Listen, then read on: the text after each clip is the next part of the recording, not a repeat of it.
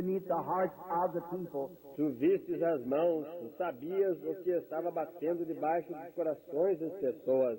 Now lay my faith, Lord, on the sacrifice, the great golden altar of God.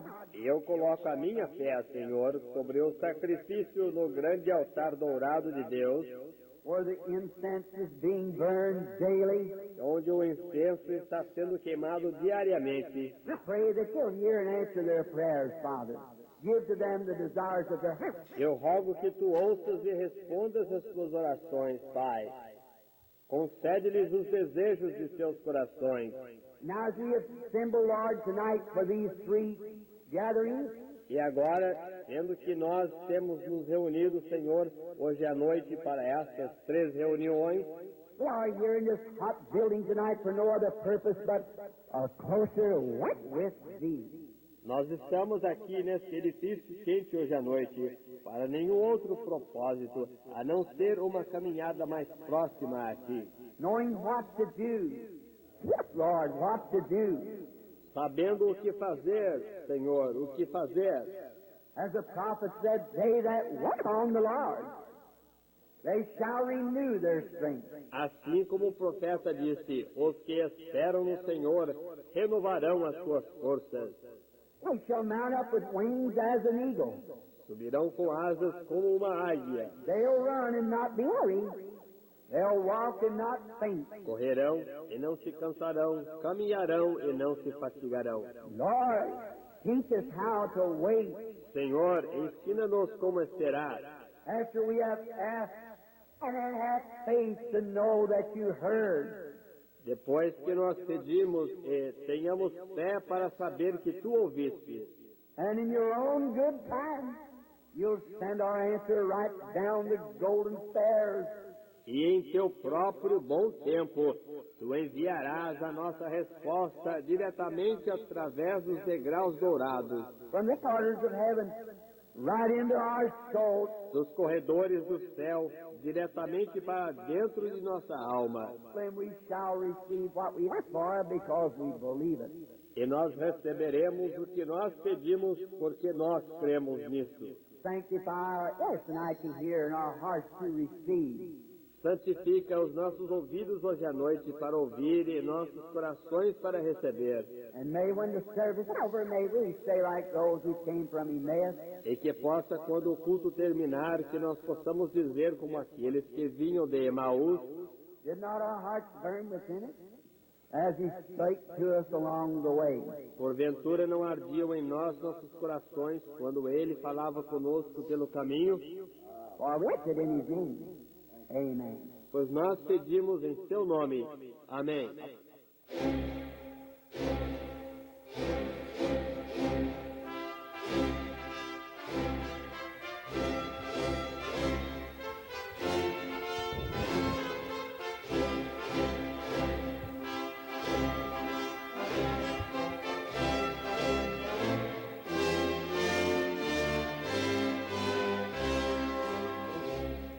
Amém. Deus abençoe, irmãos. Vamos ler Gênesis capítulo 19, versos 24 e 25.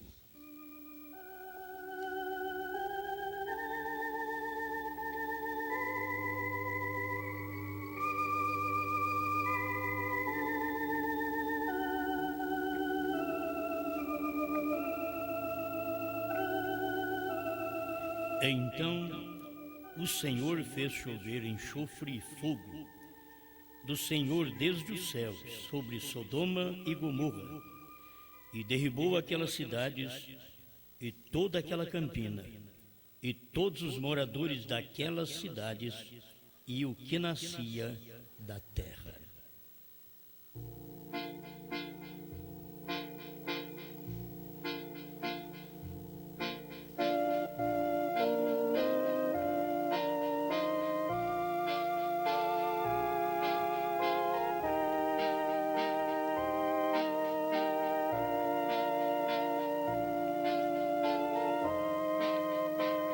Grande Criador, estamos sempre carentes de Ti, da Sua palavra, que manifesta fé, força, alegria para mostrarmos ao mundo que somos mais que vencedores. Não somos um povinho derrotado, somos um povo vencedor. Estamos certos disso por todos os acontecimentos que nos cercam, ainda somos mais que vencedores.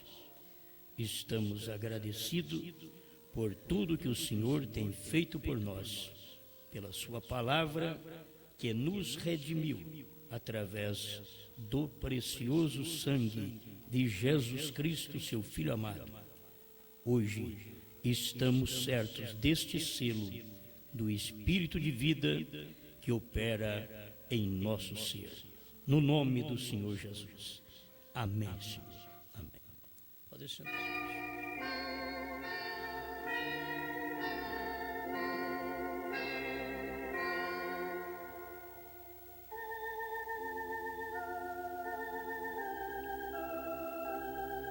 O juízo segue a graça.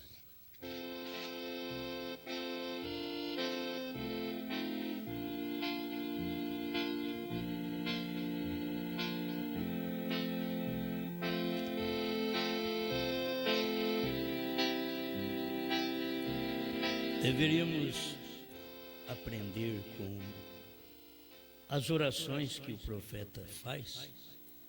Você vê nestes CDs, nas fitas, que tipo de oração. A oração não é uma coisa costumeira, repetida. A única que ele disse para fazer em todo lugar é Pai Nosso que estás nos céus. Mas se você tomar a mesma oração e todo dia tentar fazer ela o dia todo, ela se torna também costumeira como as outras. As nossas orações, que o Cordeiro saiu do trono, que Deus tem um novo nome, ela é feita uma vez. Tem tantas orações para fazer. Logo nós temos que ver o que falar em nossas orações, que direção temos de Deus para orarmos, para não sermos enjoativos. Tem hora que a gente pensa que as pessoas estão gostando da gente e elas estão repugnando o estilo de oração, de palavras que a gente fala. Eu não digo isto do mundo lá fora que não crê no profeta, mas dentro do grupo, dentro daqueles que crê na revelação da palavra. Então a gente tem que aprender. Você vai aos Salmos, é uma oração, é um cântico, salmo, e você vê que cada um é de um jeito. As orações são feitas assim também, para não ficarmos batendo numa tecla de... Eu já tenho batido muito sobre isso. A pessoa vem e começa a orar, Senhor, Senhor, Senhor. Outra hora é Pai, Pai, Jesus, Jesus. O crente denominacional, ele não tem palavra, fala um pouquinho, aleluia, aleluia. Ele não tem o que colocar no meio. Eles estão usando subterfúgio de palavras. Então seria melhor a gente orar mais curto e acertado. Tem hora que é assim, não é aquela oração longa. Nós temos que aprender aqui. Aqui é o lugar de aprender. Nós estamos aqui para aprender a orar. Faz uma oração curta e objetiva.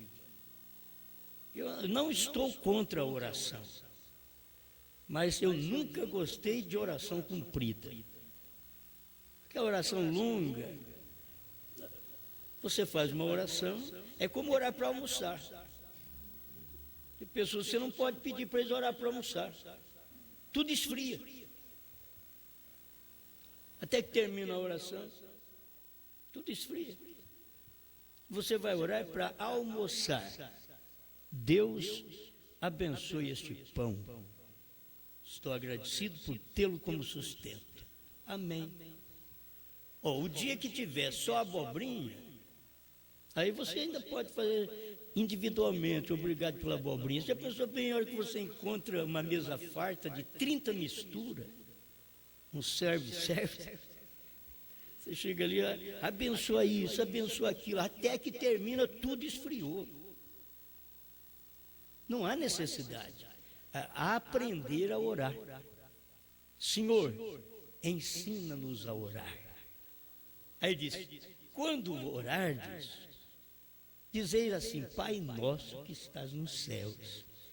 Aquela oração é tão objetiva que ele começou e foi até o milênio, novo céu, nova terra, seja feita a sua vontade na terra, assim como é feito no céu, ela vem ser feita na terra, só pode ser feito dentro do coração do eleito.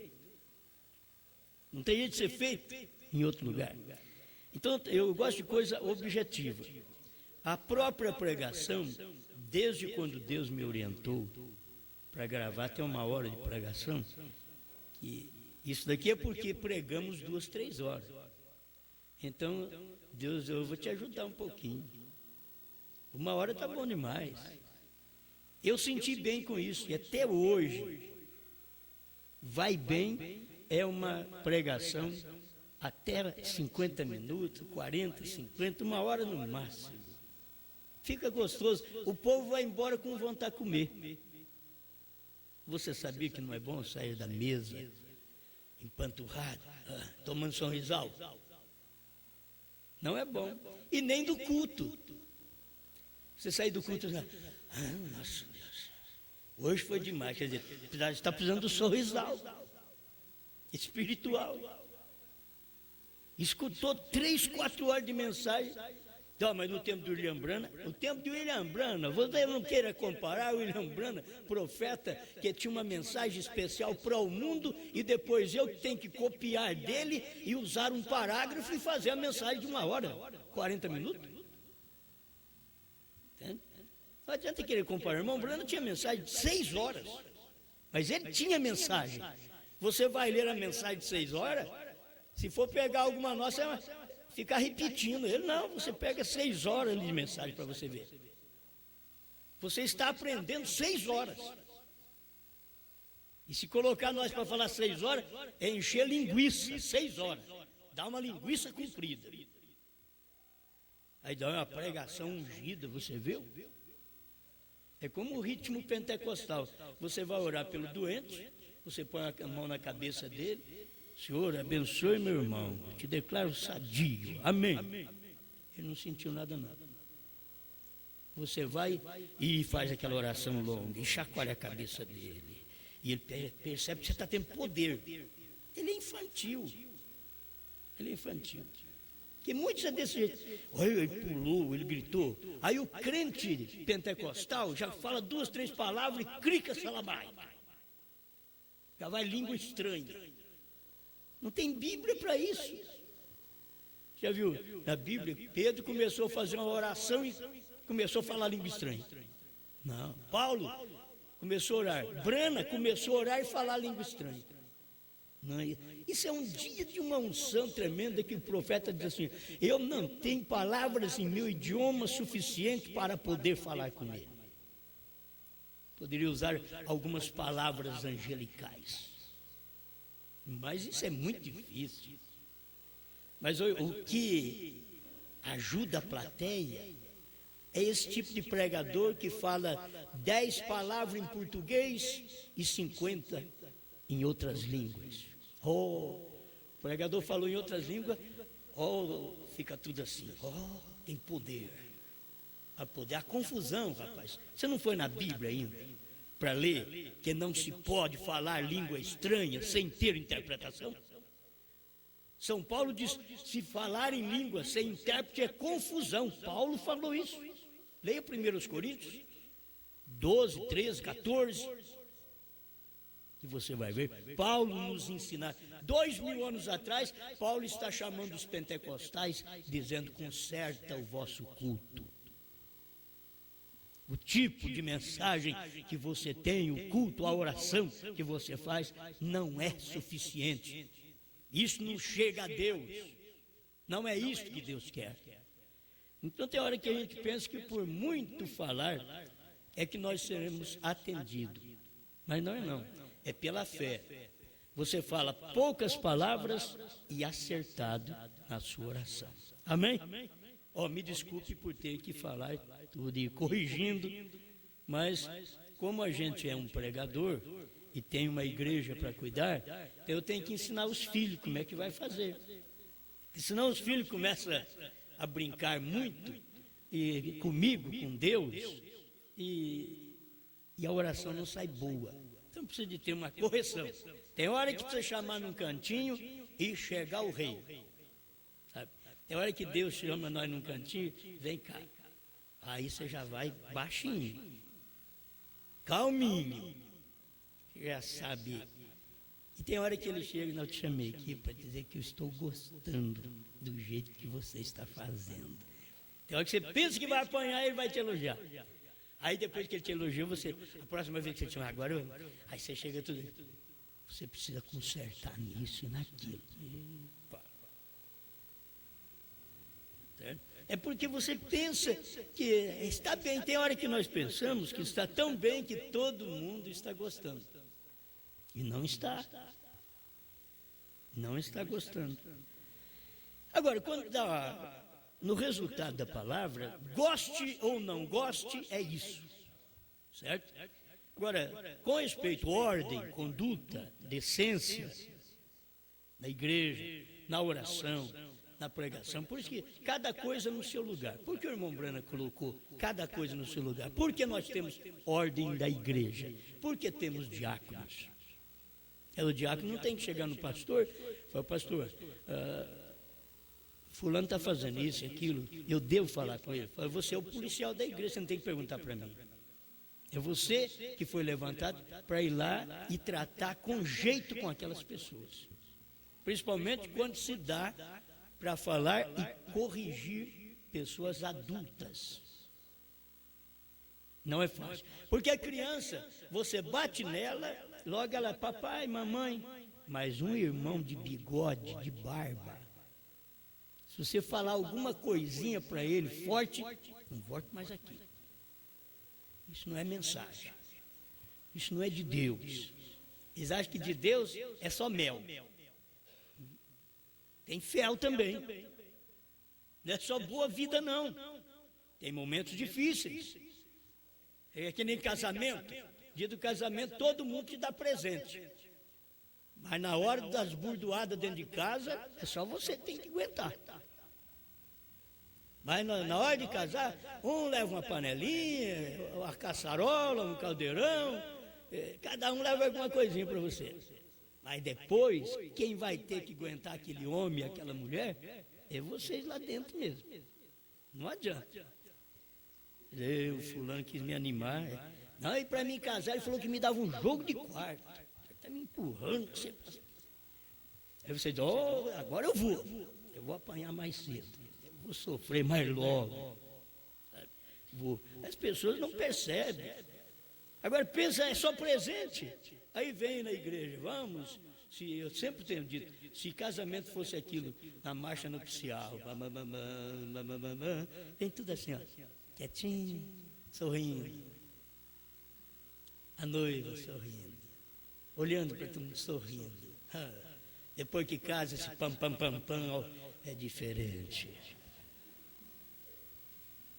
A coisa muda depois que casa. Aí já fica. Vai, faz isso.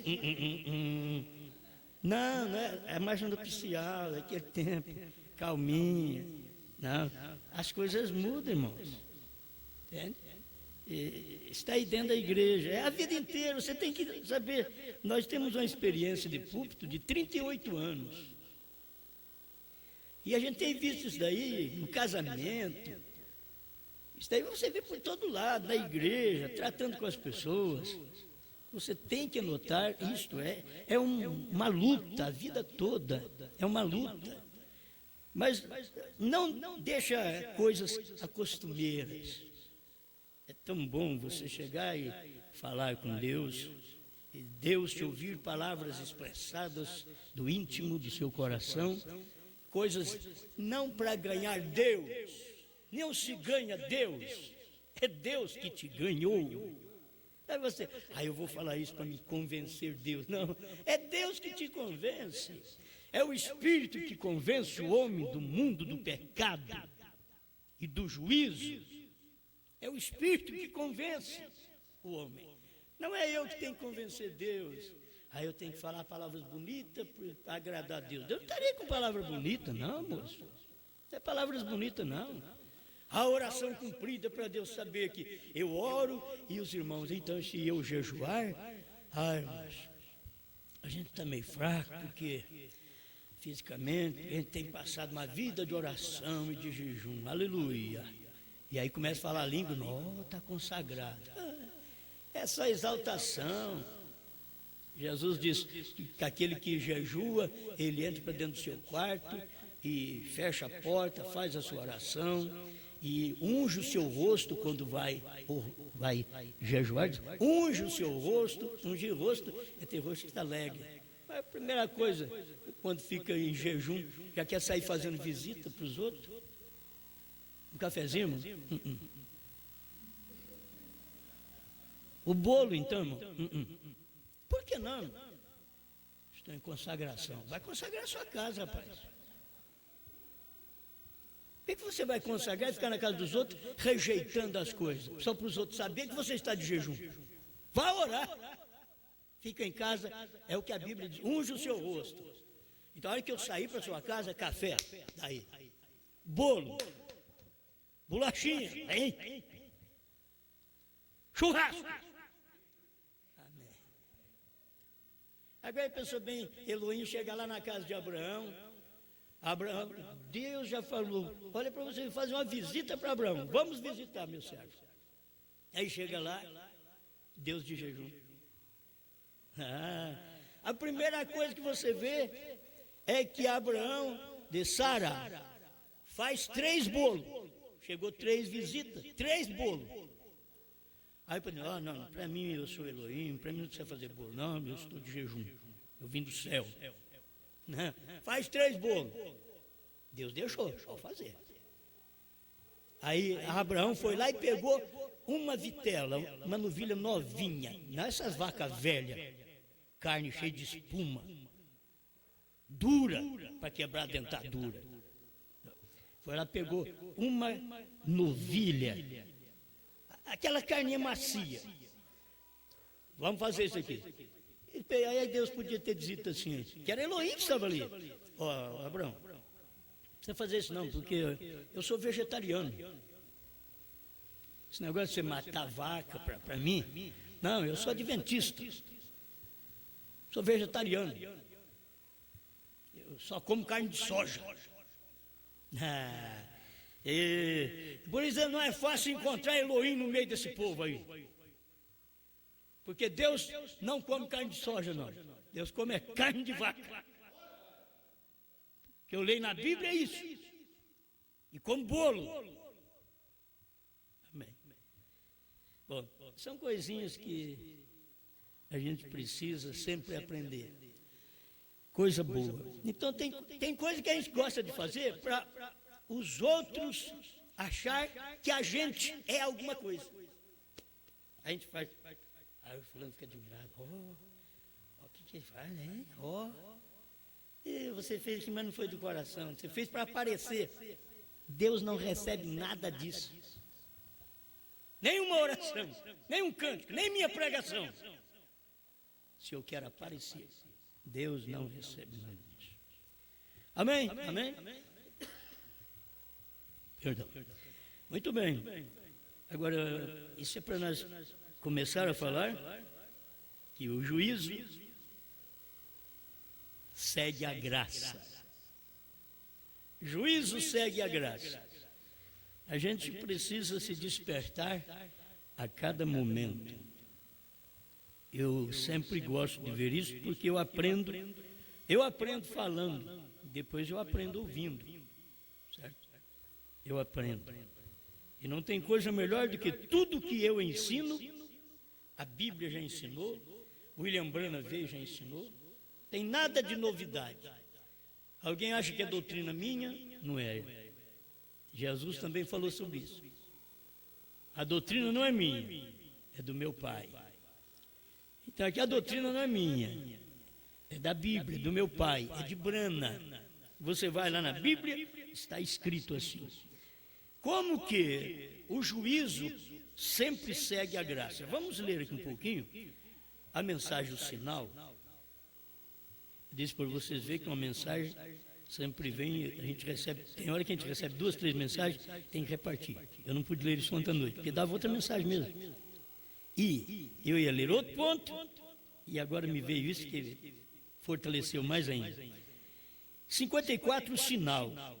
A morte estava ferindo a terra, foi lá no Egito. A morte estava ferindo a terra.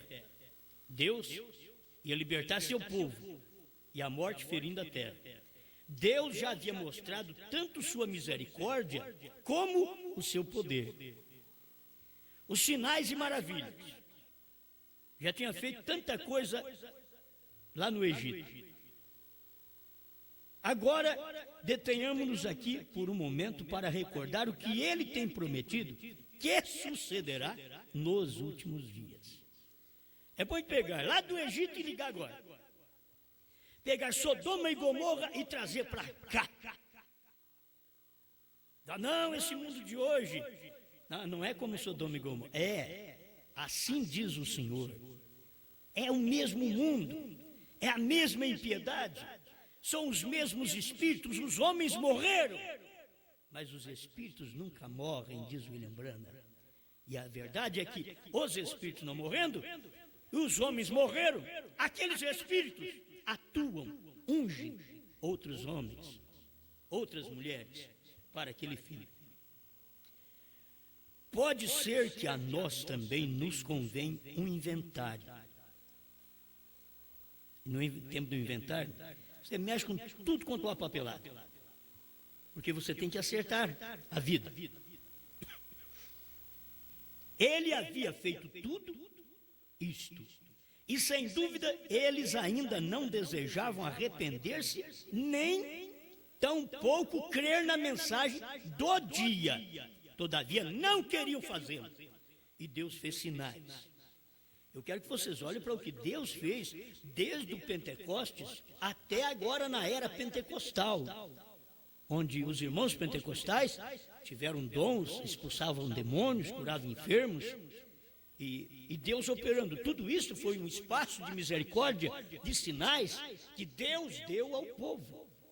E uma grande oportunidade, quando Deus, para encerrar aquela era, Ele faz os maiores sinais para encerrar a era da igreja, dentro do Egito. Deus fez os grandes sinais. É mosca, é gafanhoto, e é água convertendo em sangue, e é chuva de saraiva, daqui a pouco morte dos primogênitos. Esta é a maior. Quando chega esta, o choro, o lamento, isto é para provar para você que o juízo sempre segue a misericórdia. Faz um sinal, faz outro, moscas vêm serpentes, pega a vara, converte ela em serpente, torna a serpente em vara. Olha, milagres sendo feitos.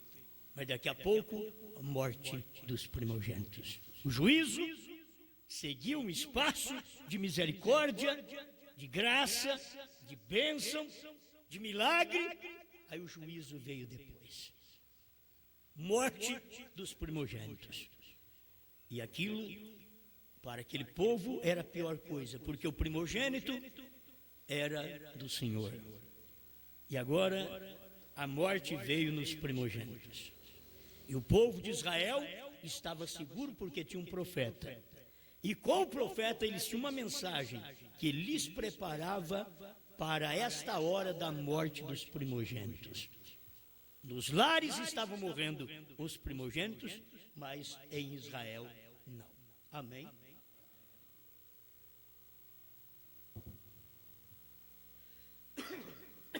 A gente está meio gripado, é meio problemático, hein? Difícil. Mas é bom que o povo veja por todo lado. Somos homens, tossimos.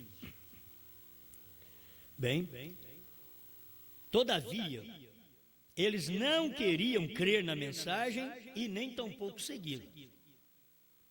Ainda que havia sido exposto em plena vista e havia sido claramente mostrado.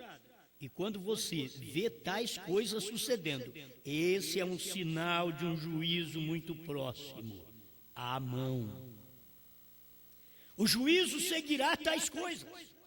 Sempre tem sido assim, e hoje em dia não será nenhuma exceção. O juízo sempre segue a graça. Quando a misericórdia tem sido desprezada, então somente resta o juízo. Sempre é assim. Lá em Sodoma e Gomorra foi assim. A misericórdia esteve por ali. Um justo chorava pelas impiedades do povo, pelas injustiças de Sodoma e Gomorra. Mas eles nunca quiseram receber a misericórdia. O Ló era um bom crente, mas o irmão Brana diz que ele era Ló e Abraão. A diferença é que Ló era 1 centavo e Abraão era $1. Você tinha que tomar 100 Ló para fazer um Abraão. E no final, você somava, dava 100 Ló. E Abraão era $1. Você nunca muda aquilo. Mas aquele homem era justo, era um homem bom, mas estava metido na ignorância da palavra do dia. Ele não precisou e não pôde nem andar com seu tio, Abraão. Os seus pastores começaram a brigar, porque não podiam andar juntos. Deus já sabia, você é um homem justo, mas o seu olho está em grandes coisas, o seu olho está em grande nome, o seu olho está numa grande influência. Agora eu tenho um Abraão, que não importa se o pasto é verde ou seco, ele crê em mim. Deus sabe disso. Deus olha por você assim. Alguém só pode crer em Deus se o pasto for verde.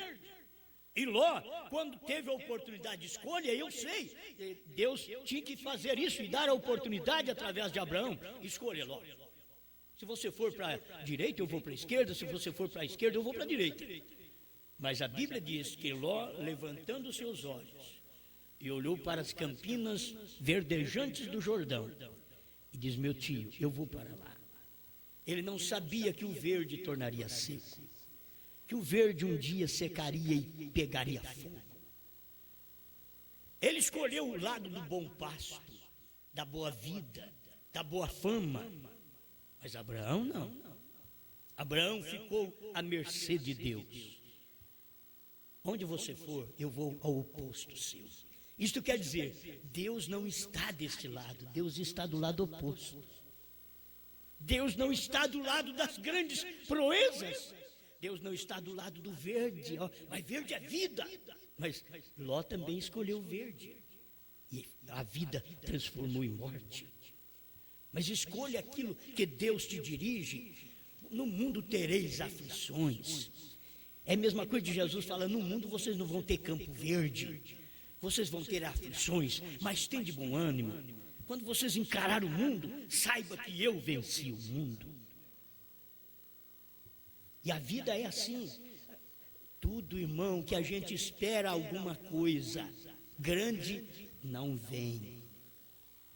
Você tem que saber: deixa eu fazer o que agrada a Deus, porque o que tem que vir, virá, e não tardará. As coisas têm que vir, deixa eu servir a Deus. Tem problema? Só que tem uma coisa: eu creio num Deus que resolve problema. Tem doença? Eu creio num Deus que cura enfermidades. Tem morte? Eu creio num Deus que ressuscita. Deus quer ver nós assim, não lamentando, mas crendo. e tempo de misericórdia, o povo quer mais misericórdia. Irmãos, nós tivemos 2000 anos de misericórdia. 2000 anos os gentios usufruíram de misericórdia, enquanto os judeus receberam juízo 2 milênios. Mas agora é o tempo do juízo para os gentios e a misericórdia voltada aos judeus para a salvação dos 144 mil, através das duas testemunhas de Apocalipse 11, que são Moisés e Elias, que estará pregando para eles. Mas para nós, a misericórdia foi encerrada na era de Laodiceia, no 7º selo. O Cordeiro saiu do trono no 7º selo. Foi ali que ele deixou o trono. Por quê? Porque o primeiro selo foi no tempo de Paulo, mas o 7º selo foi no tempo de Brana. É naquele dia de William Brana que o Cordeiro, que a graça, saiu do trono para revelar os selos que eram mistérios dentro das 7 eras da igreja. Os trovões, que eram vozes que estavam escondidas dentro das 7 eras da igreja. E só o 7º anjo revelaria o mistério que estava lá dentro, escondido. E Brana foi esse anjo. William Marion Brana foi o 7º anjo quem fez isto. E para Deus fechar a graça e abrir o juízo, Deus pegou Moisés. Faz isso, Moisés, converte água em sangue. Chama a mosca, pulga, pode fazer o que você quiser aí. A praga das rãs. O povo cobria a cabeça, a rã estava debaixo do lençol. Praga das rãs. Eles abriam a torneira, não era só o rio Nilo que estava vermelho, mas abria a torneira em casa. A água começava a correr vermelha. Que é isso? E o Natália? Essa deve ser água pura. Converteu em sangue. Não tem escapatória. Mas era graça ainda. Era sinais. Era Deus mostrando, você está vendo que eu sou? Eu sou Deus. Eu sou Deus. Endureço o coração de Faraó.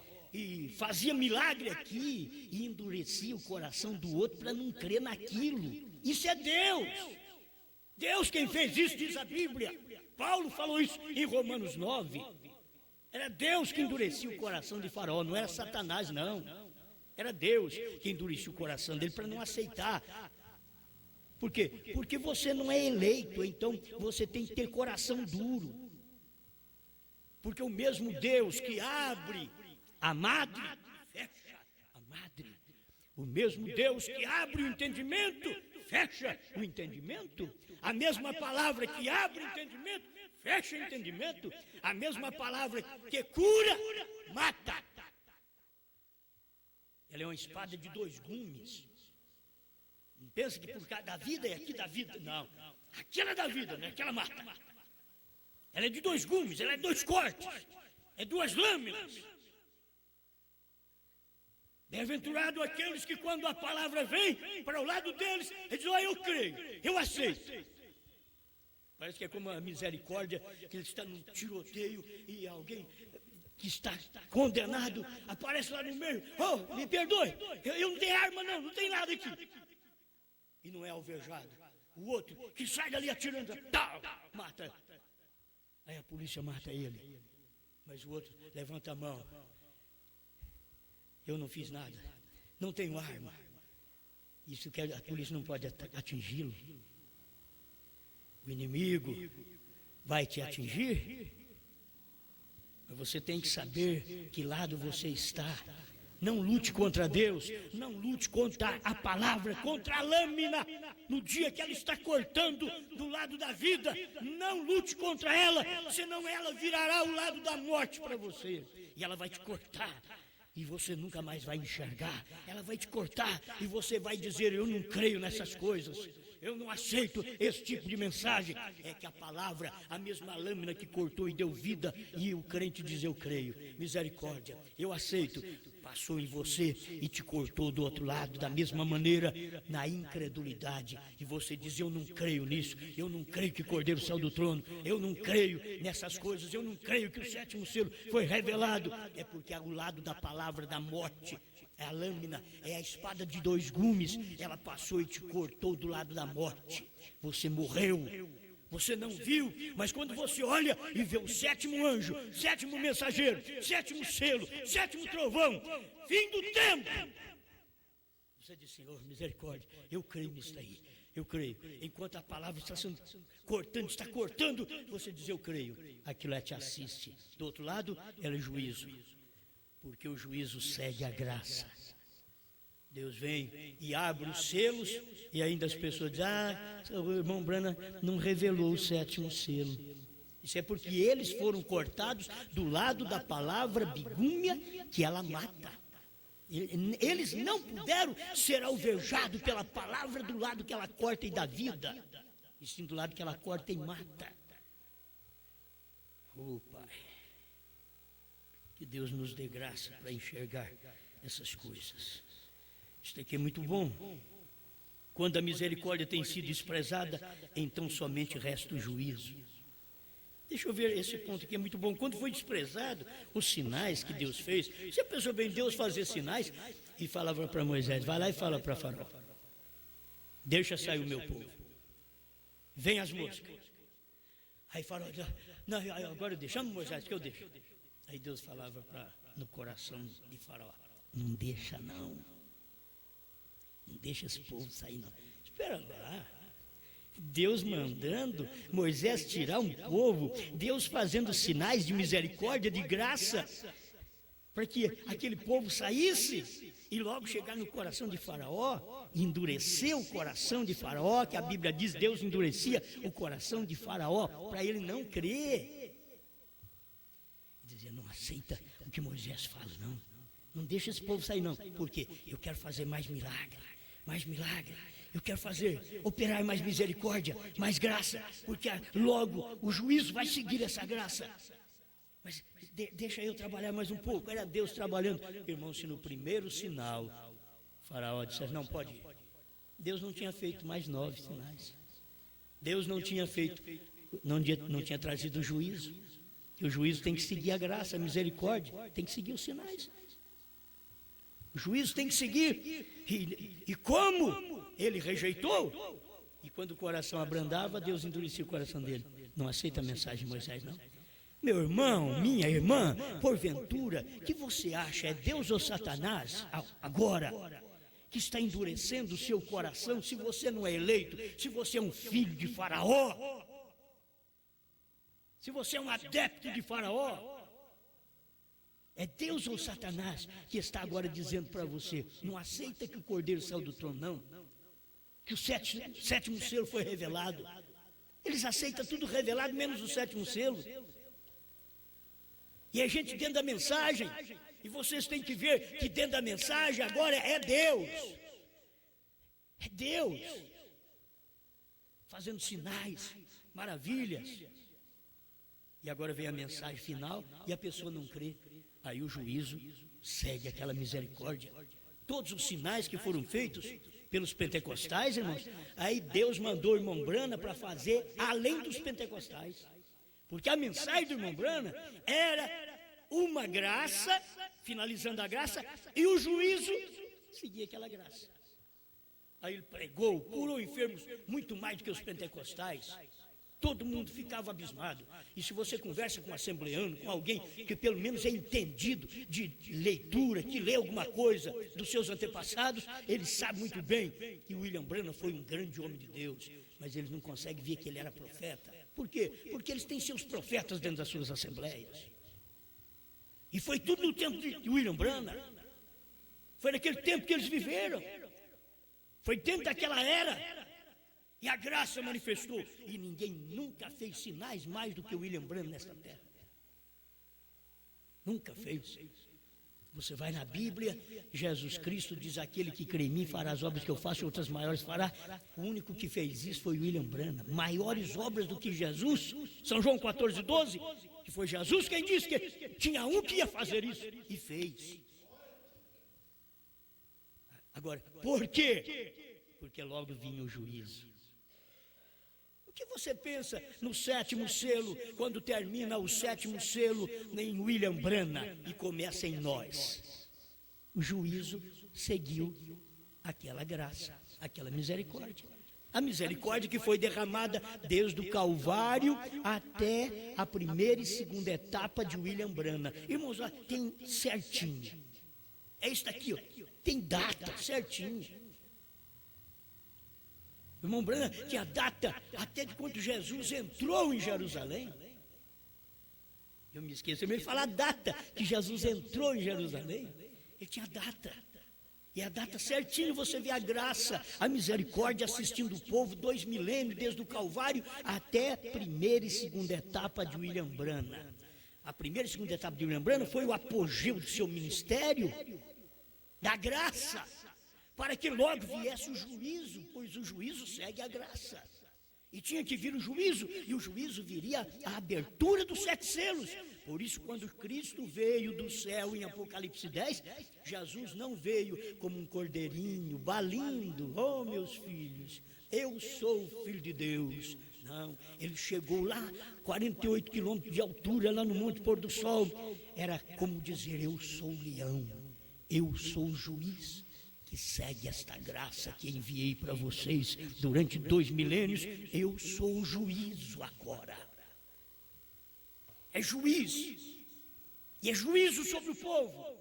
Enquanto a palavra está cortando e dando revelação para os crentes verdadeiros na mensagem do 7º anjo, que olha e diz, eu creio nesse profeta, eu creio que ele foi a manifestação do 7º selo em silêncio na terra, seu ministério foi a revelação de Deus em carne.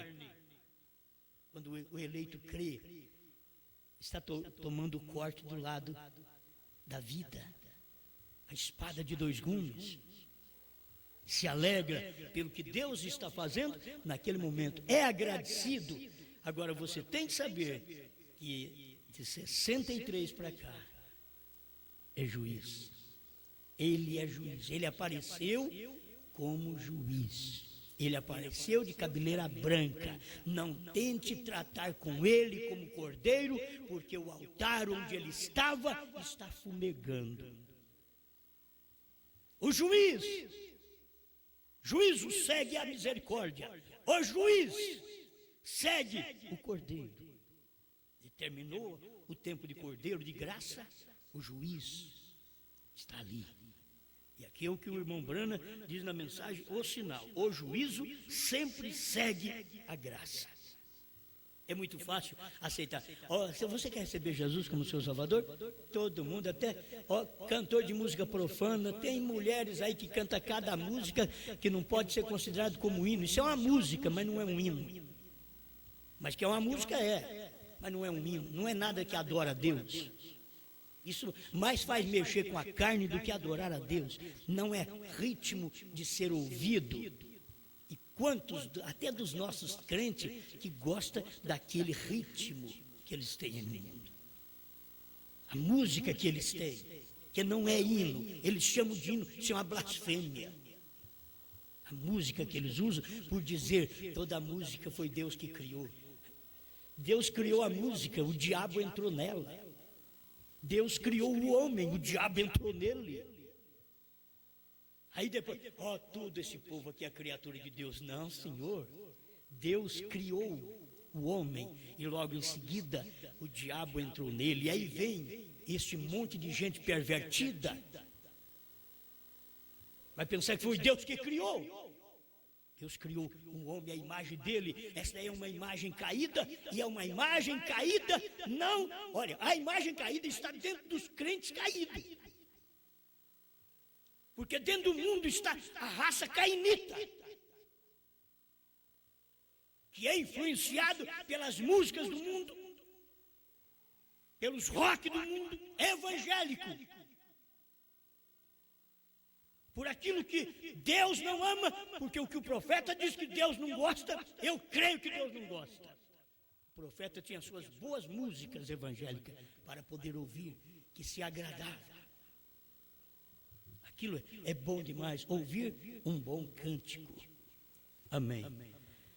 Meu tempo está terminando aqui. E eu tenho que terminar esse pensamento e vou deixar outro para outra hora aqui. Vamos terminar isso aqui. O intervalo Parágrafo 100. Teria que ler desde o 99 até o 101. Meu Deus, que tempo vamos ter aqui agora. 99, o intervalo. Isso daqui é a tradução de Goiânia, 99. Na tradução da Voz de Deus é 184. O Cordeiro foi imolado para todo pecador. O Cordeiro imolado para todo pecador. Pode Jeová ver alguma outra coisa que não fosse esse Cordeiro ensanguentado ali? E o Cordeiro saiu plenamente na visão e se via que havia sido imolado. Veja bem, o Cordeiro veio do trono do Pai. Pense, para chegar a esta visão de onde veio, veio da glória onde estava sentado à destra de Deus e veio da glória para apresentar-se na visão de João. Que coisa tão gloriosa seria se nossos pensamentos são pecaminosos pudessem ser lançados a um lado nesta noite, o suficiente como que para aceitá-lo. E ele viria da glória para dar-se a conhecer a qualquer um. O Cordeiro veio da glória para interceder e agora, para fazer a reivindicação sobre a sua obra como Redentor. Ele intercedeu, mas agora ele veio para fazer a reivindicação. 100, o intervalo. Recorde, aqui estava ele antes em sua obra de mediador. Oh, meus irmãos, escute, recorde. Antes, aqui estava ele antes. Você está guardando? Aqui estava ele antes, em sua obra de mediador.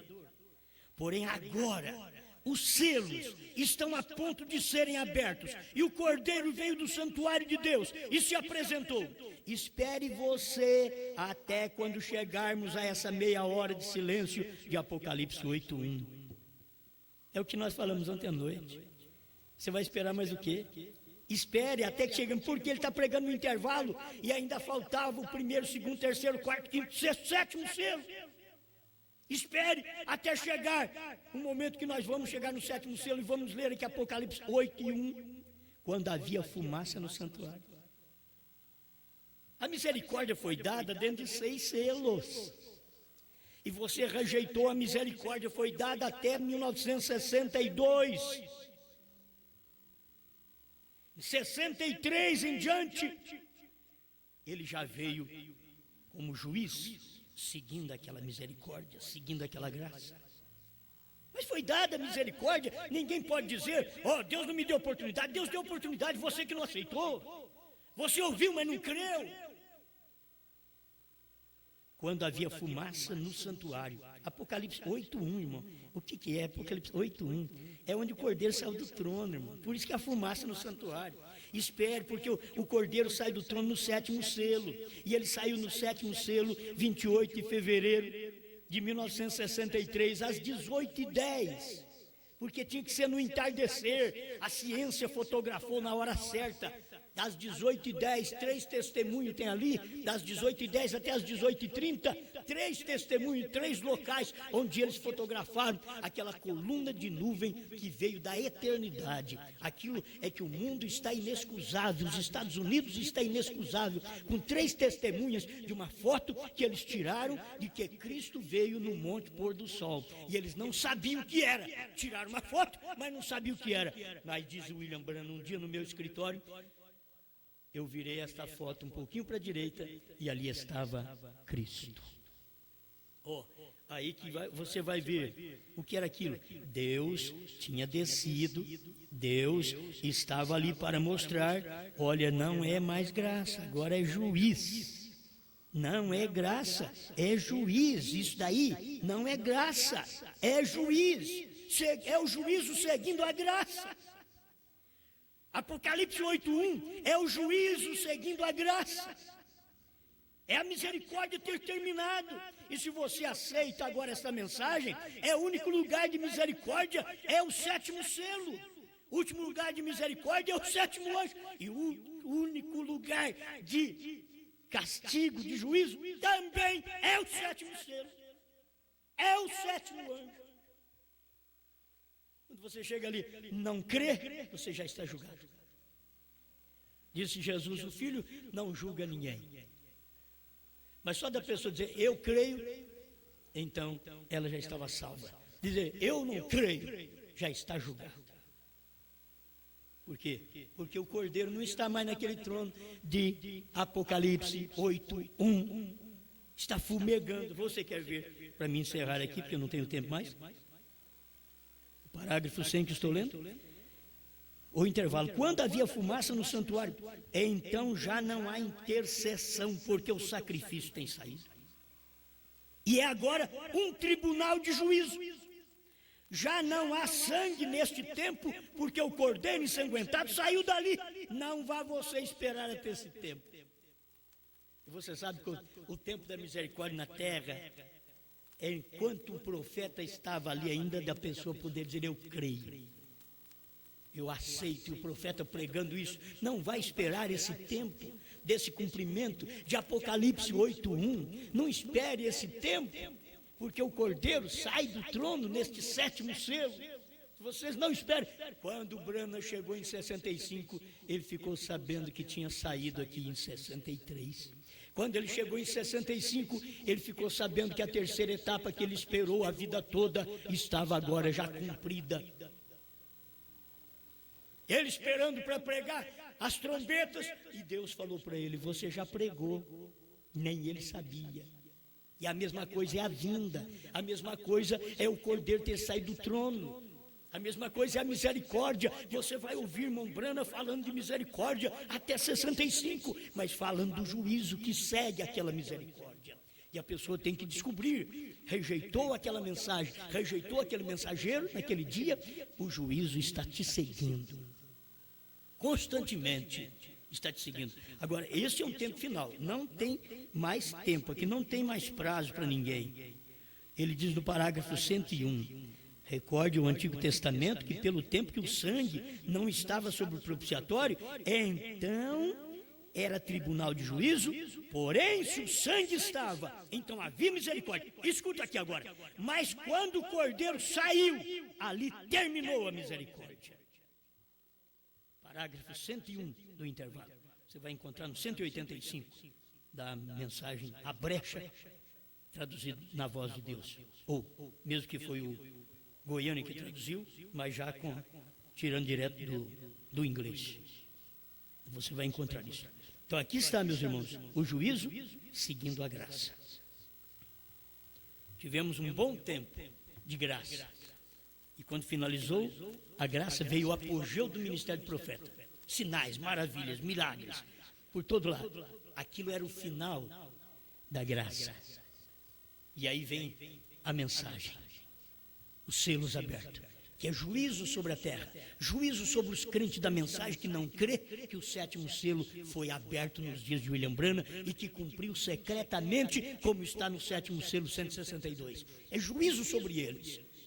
Agora o juízo não está sobre o mundo, o juízo está sobre o povo da mensagem. Teve um tempo que o juízo estava sobre o povo pentecostal, foi no tempo do irmão Branham, mas agora o juízo não está sobre o povo pentecostal, está sobre os pentecostais na mensagem, porque eles voltaram ao coxo, voltaram à lama, como a porca e como o cão, diz no Adágio de São Pedro. Eles voltaram àquela mesma coisa. E agora é hora de juízo sobre quem tem rejeitado a revelação, porque quando ele saiu do trono, diz o profeta, ali terminou a misericórdia. E o juízo segue a misericórdia. Não te assuste, não te assombre de ver o povo sem saber o que fazer. É juízo. Não te assombres de ver a terra partindo em terremotos. Não te assombre em ver os maremotos tomar conta da cidade, engolir a cidade toda. Belos carros, belas casas, belas damas, belos cavalheiros. O mar engolindo. No nosso tempo esteve aí, ó, e ainda continua.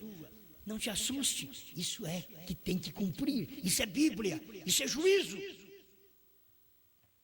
E juízo está aí, mesmo no tempo da graça, havia certos lugares que sofriam juízo, mas agora, quando a graça terminou, o Cordeiro saiu do trono, tomou o livro, converteu em leão, desceu no Monte Pôr do Sol, ali provou para nós o final da era, o final da graça, da misericórdia. E dali para cá é o Deus juiz. E você está salvo lá dentro.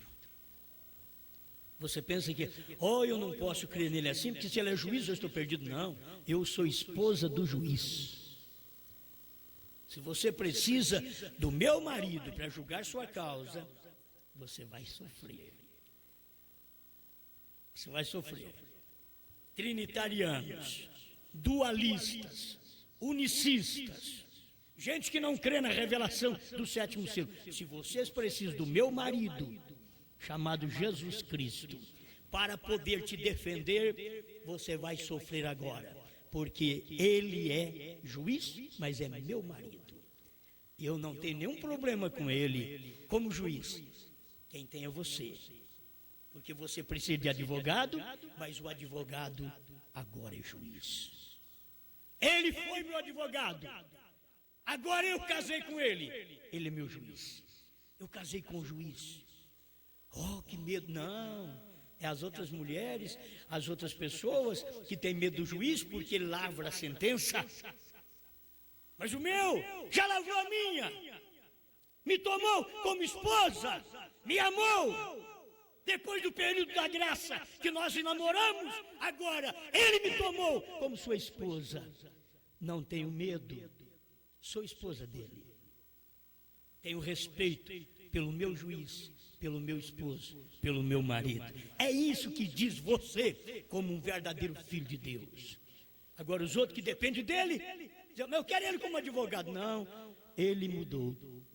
Ele saiu do trono de advogado, de intercessor, de mediador, e hoje ele é juiz. Se você quiser, agora não se une à família Brana. Nasce. Não se une. Eu quero unir então para me livrar do perigo com essa mensagem. Não se une. Nasce. Isso é livre. Isso é gostoso. Isso é amável. Isso é como uma fonte que borbulha e você não pode fazê-la parar. Está dentro de você. Eu creio e quero esta verdade.